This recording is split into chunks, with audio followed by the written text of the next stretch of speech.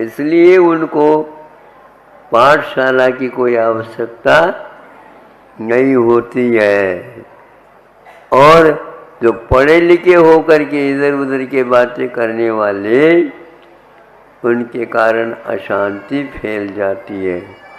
इसके लिए रखा है, जो वृत्ति बना है वह वृत्ति बनने के उपरांत शांति के साथ रहे तो उसका चारित्र ज्यों का त्यों बनाए रह सकता है। किंतु जो व्यक्ति इससे विपरीत चलता है तो वह अशांत स्वयं भी है। ऊपर ऊपर जाओ तो वेग कम रहता है, उसमें भी यदि मान लो वेग रहता है तो आचार्य कहते हैं वह उसकी कमी है। तो जो व्यक्ति शांत बैठा है सम्यक दर्शन को प्राप्त कर सकता है। जो वेग में बैठा है पढ़ा लिखा होकर के भी उसे वह सम्यक दर्शन प्राप्त नहीं होगा।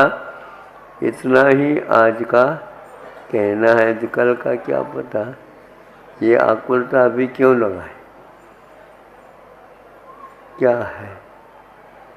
कल के बारे में यदि व्यक्ति शांति बनाए रखना चाहता है, कम से कम आज उसको ज़्यादा पढ़ना नहीं, बहुत पढ़ना नहीं। गुरुजी क्या कहते थे, बहुत बार पढ़ो। बहुत पढ़ना नहीं, बहुत बार पढ़ो। इसका अर्थ मैं ये समझता हूँ, द्वादशांग बहुत बार है, किंतु द्वादशांग को बहुत बार पढ़ो तो नमोकार मंत्र भी पर्याप्त है। इसलिए आप लोग वेग, उद्वेग, आवेग से बचियो, संवेग और निर्वेग के साथ अपना जीवन यापन करो। अहिंसा परमो धर्मः। ओम नमः सिद्धेभ्यः। ओम नमः सिद्धेभ्यः। ओम नमः सिद्धेभ्यः। अहिंसा परमो धर्म की आचार्य गुरुवर श्री कुंद कुंद भगवान की, आचार्य गुरुवर श्री ज्ञान सागर मुनि महाराज की,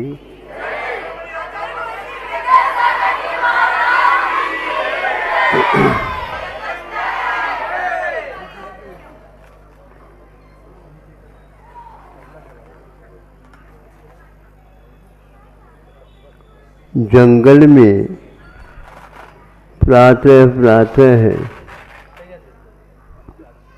गाय जंगल की ओर चली जाती है।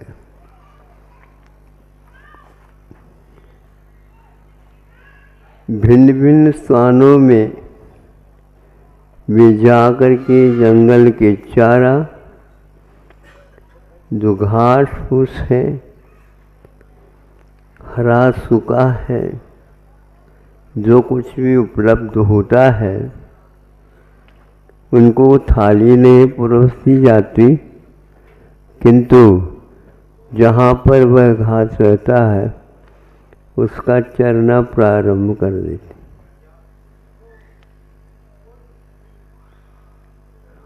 उनको किसी विद्यालय का संस्कार नहीं मिला। उनको किसी ने ये नहीं सिखाया है ये खाना नहीं चाहिए और ये खाना चाहिए।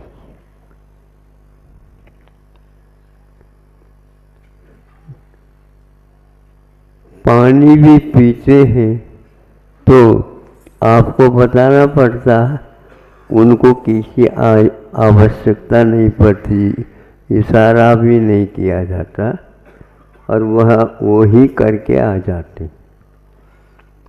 भिन्न भिन्न वनस्पति होती हैं। कई बार देखा सूखा तो खा रही गैया, किंतु हरी होने के उपरांत भी उसकी ओर वो देखते तक नहीं। और आपके लिए सूखा तो कभी पसंद आता ही नहीं।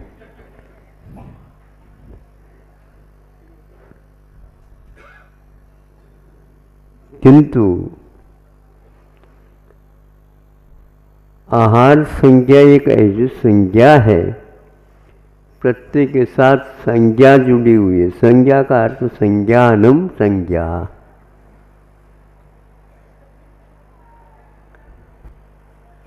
हेय और उपाधि का बोध आपको ही कराना पड़ता है, वो तो अपने आप ही कर लेते हैं। और उसमें बेचूक, कभी भी चूक नहीं करते वो।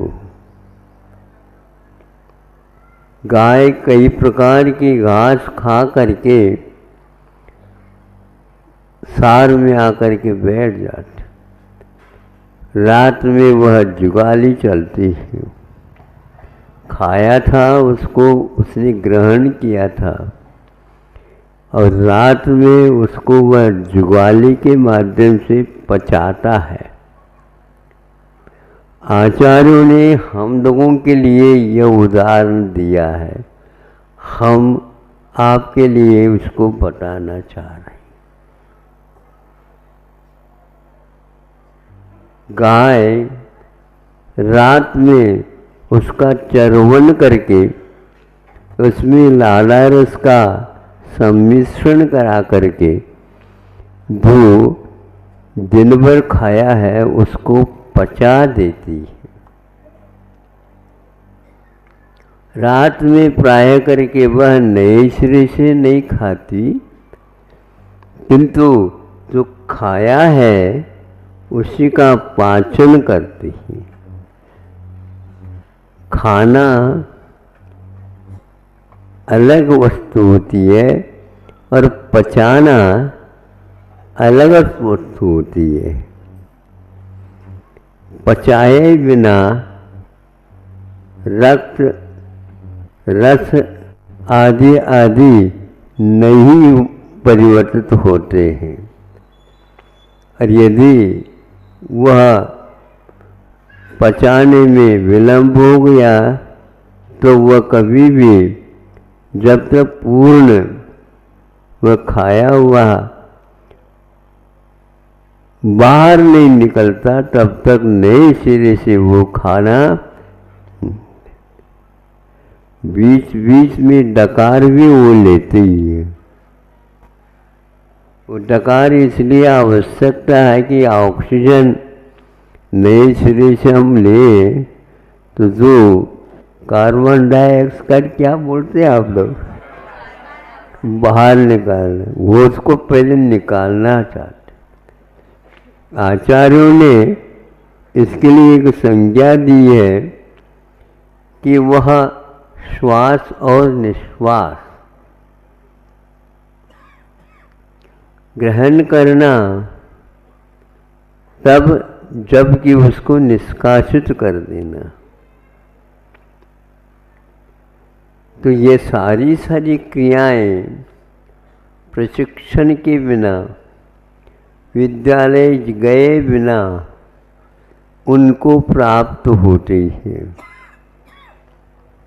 क्योंकि संज्ञा का अर्थ यही होता है। आहार संज्ञा का अर्थ आहार लेना मात्र नहीं है, इच्छा का होना। सुन रहे हैं आप लोग? इसलिए बच्चों को तब तक भोजन नहीं कराना चाहिए जब तक खुल करके उनकी इच्छा, नाक मरोड़ करके तो रह जाते बच्चे, उनको बुलाना नहीं। और बार बार प्रतीक्षा जो करती है वो उसमें बनावटी कितनी है ये भी माता पिता जान लेते। अब देखो, मैं इसलिए कह रहा हूँ, ग्रहण करना और पाचन करने में क्या अंतर है, ये उदाहरण के द्वारा हमने दिया। श्रवणों को भी समझना चाहिए हम कहाँ पर अवैध रूप से ये कार्य कर रहे हैं। नहीं तो हम तो समझ करके कर रहे हैं, समझ नहीं रहे हैं अभी भी। वो ये है, दिन में जैसे गाय पशु पक्षी चर करके आ जाते हैं, अपने अपने स्थान पर बैठ करके चरवन करते हैं, ये रोथनते ते पशवः। हाँ, जो चरवन करता है वो पशु, और वह इसके बिना खाते हैं, उसको मृग कहा है। उनको चरवन करने की आवश्यकता नहीं पड़ती। वह कौन है? बिल्ली है, कुत्ता है, सिंह है, खरगोश है, आदि आदि, ये सारे आप पशु पक्षी कहते हैं, लेकिन इनको पशु नहीं कह सकते। किंतु गाय इत्यादि जो है ये चरवन करते हैं, इसके लिए उन्होंने जुगाली कहा है। 2 बार लोलाया खाया जाता है, जुगाली। हाँ, किंतु वो जो है कुछ पक्षी और मृग है, वो नहीं। सिंह मृग है, इसलिए मृगेंद्र कहलाता। हाँ, क्योंकि वह जंगल में रहने वालों का इंद्र होता,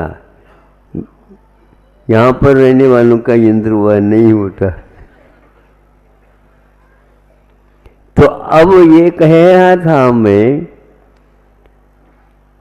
रात में मुनि महाराज दिन में स्वाध्याय करें, जो पाठ्यक्रम है उसी के अनुसार स्वाध्याय करें। इसके लिए उपकरण दिए जाते हैं। जब वह पूर्ण हो जाता है, अनुष्ठान के साथ, भावना के साथ अगली पाठ्यक्रम को प्राप्त करने से पूर्व